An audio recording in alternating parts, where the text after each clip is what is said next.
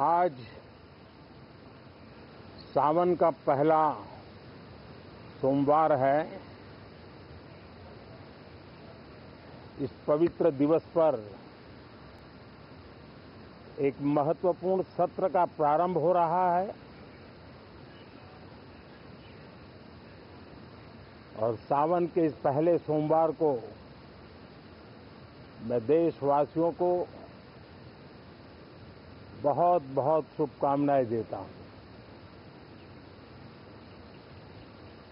आज संसद का मानसून सत्र का भी आरंभ हो रहा है। देश बहुत बारीकी से देख रहा है कि संसद का यह सत्र सकारात्मक हो, सृजनात्मक हो और देशवासियों के सपनों को सिद्ध करने के लिए एक मजबूत नींव रखने वाला हो। साथियों,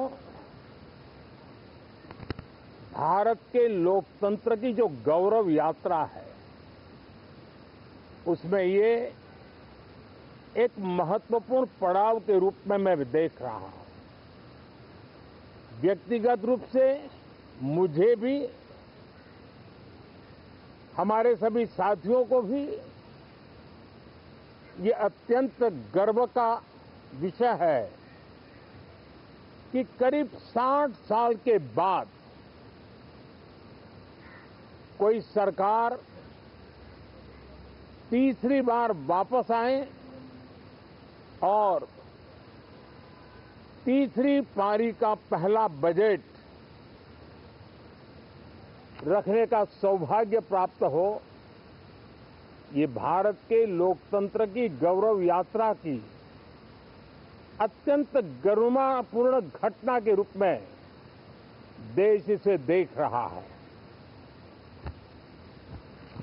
ये बजट सत्र है। मैं देशवासियों को जो गारंटी देता रहा हूं, क्रमशः रूप से उन गारंटियों को जमीन पर उतारना, इस लक्ष्य को लेकर के हम आगे बढ़ रहे हैं। ये बजट अमृतकाल का एक महत्वपूर्ण बजट है। हमें 5 साल का जो अवसर मिला है, आज का बजट हमारे उन 5 साल के कार्य की दिशा भी तय करेगा और ये बजट 2047 जब आजादी के 100 साल होंगे तब विकसित भारत का जो हमारा सपना है, उस सपने को पूरा करने की मजबूत नींव वाला बजट लेकर के हम कल देश के सामने आएंगे।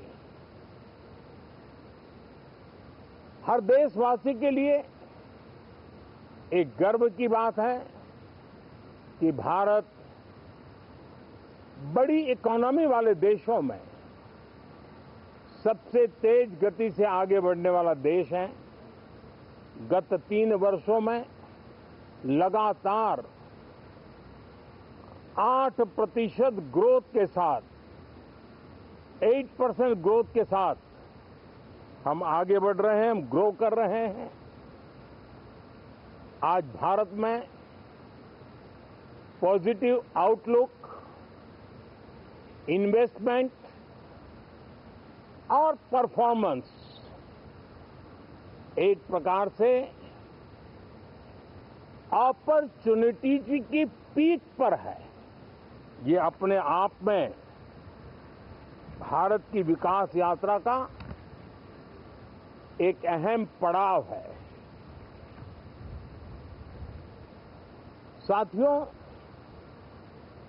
मैं देश के सभी सांसदों से किसी भी दल के क्यों न हो, मैं आज आग्रहपूर्वक कहना चाहता हूं कि हम गत जनवरी से लेकर के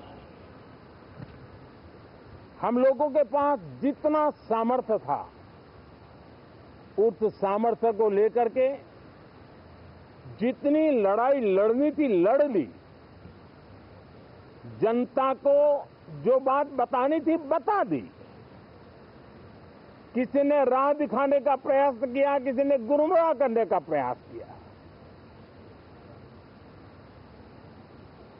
लेकिन अब वो दौर समाप्त हुआ। देशवासियों ने अपना निर्णय दे दिया। अब चुने हुए सभी सांसदों का कर्तव्य है, सभी राजनीतिक दलों की विशेष जिम्मेवारी है कि हमने दल के लिए जितनी लड़ाई लड़नी थी लड़ ली। अब आने वाले 5 वर्ष के लिए हमें देश के लिए लड़ना है, देश के लिए जूझना है, एक और नेक बनकर के जूझना है।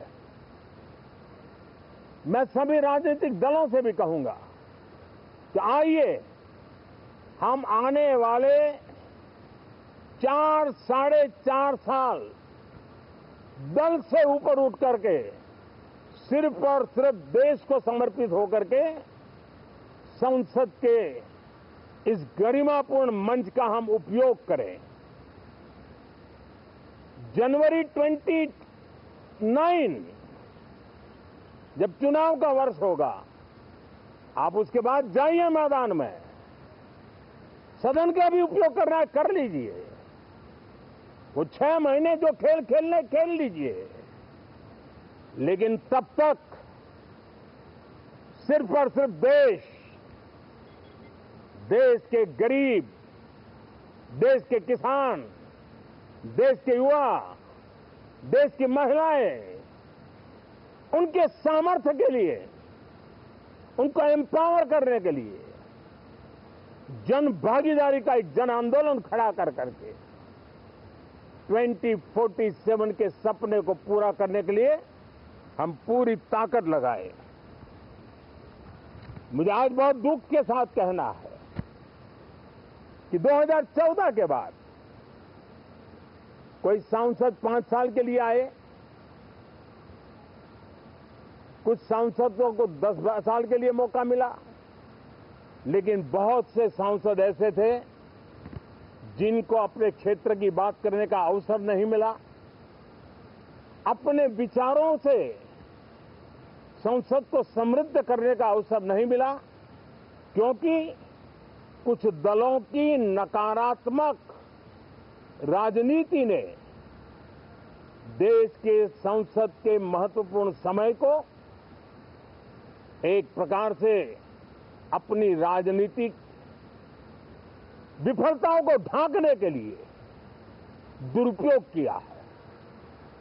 मैं सभी दलों से आग्रहपूर्वक कहता हूं कि कम से कम जो पहली बार सदन में आए हैं, ऐसे बहुत बड़ी संख्या में हमारे माननीय सांसद हैं और सभी दल में हैं, उनको अवसर दीजिए, चर्चा में उनके विचारों को प्रकट करने का मौका दीजिए, ज्यादा से ज्यादा लोगों को आगे आने का अवसर दीजिए। और आपने देखा होगा कि पार्लियामेंट के नए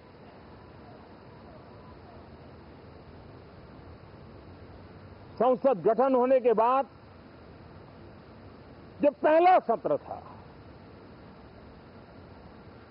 140 करोड़ देशवासियों ने बहुमत के साथ जिस सरकार को सेवा करने का हुक्म किया है देशवासियों ने, उसकी आवाज को कुचलने का और लोकतांत्रिक प्रयास हुआ।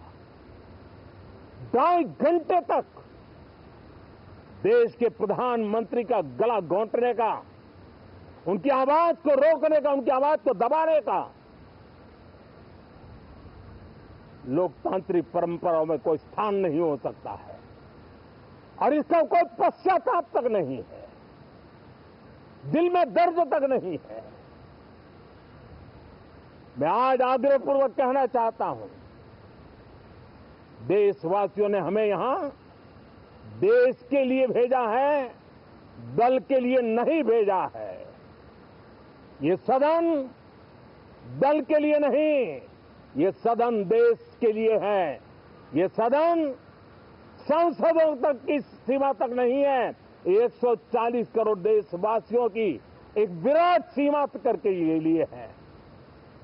मैं विश्वास करता हूं कि हमारे सभी माननीय सांसद पूरी तैयारी के साथ चर्चा को समृद्ध करेंगे।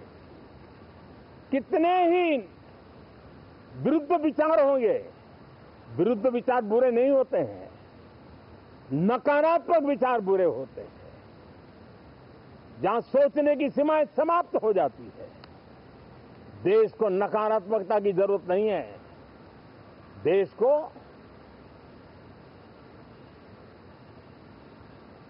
एक विचारधारा, प्रगति की विचारधारा, विकास की विचारधारा, देश को नई ऊंचाइयों पर ले जाने वाली विचारधारा से हमें आगे बढ़ाना होगा। मैं पूरा आशा करता हूं कि हम